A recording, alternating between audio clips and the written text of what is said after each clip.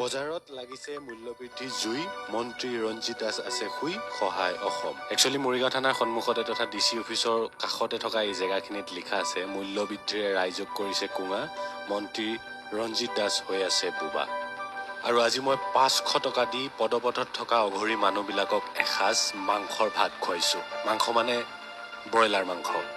আৰু কমেণ্টটো আগবঢ়োৱাৰ আগতে এইটো কথাও মন কৰিব যে আজি তাৰিখলৈ 18টা বছৰ সম্পূৰ্ণ হ'ল আমাৰ মৰিগাঁৱৰ বিহুতলিৰ কাষতে থকা এই ঠাইখিনিতে পুৱা 10-11 বজাৰ পৰা আবেলি 4 বজালৈকে পদপথত থকা 15-20 গৰাকী অঘৰী লোকক এনেকৈ ভাত খুওৱা হয়।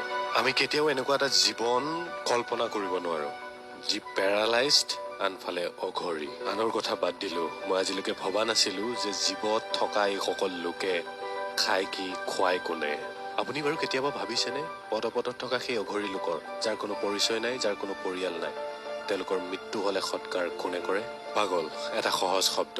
হাতত ডিছ লৈ থকা যিজন ব্যক্তি দেখিছে তেওঁ সেই পিছফালৰ পাগল তথা ব্যক্তিজনক মাতি আনিছে। অৰ্থাৎ যিজনে মাতি আনিছে সেইজনে এটা সময়ত পাগল আছিল, অৰ্থাৎ অঘৰী আছিল। সহজ শব্দত আমি পাগল বুলি যিহেতু কওঁ, বুজি পাওঁ সেইকাৰণে কৈছোঁ। অৰ্থাৎ পদপথত থকা এতিয়াৰ অঘৰী তথা মানসিকভাৱে বিকাৰগ্ৰস্ত লোকসকলক মাতি অনা তেতিয়াৰ সেই অঘৰী লোকজন এতিয়া কেনেকৈ সুস্থ সবল হ'ল তেওঁৰ মুখেৰে শুনোৱা হওক।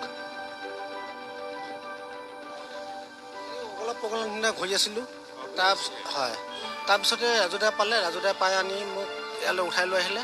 অনাৰ পিছতে মোক ভাল কৰিলে, ভাল কৰাৰ পিছতে মই এতিয়া খালি মনত ৰাজুদাই কোৱাৰ কাৰণে মই ভাত কিনি পাগলবিলাকক খুৱাই আছোঁ। ৰাজুদা এইজন সেই মহান ব্যক্তিজন যাৰ কৃপাত এগৰাকী অসুস্থ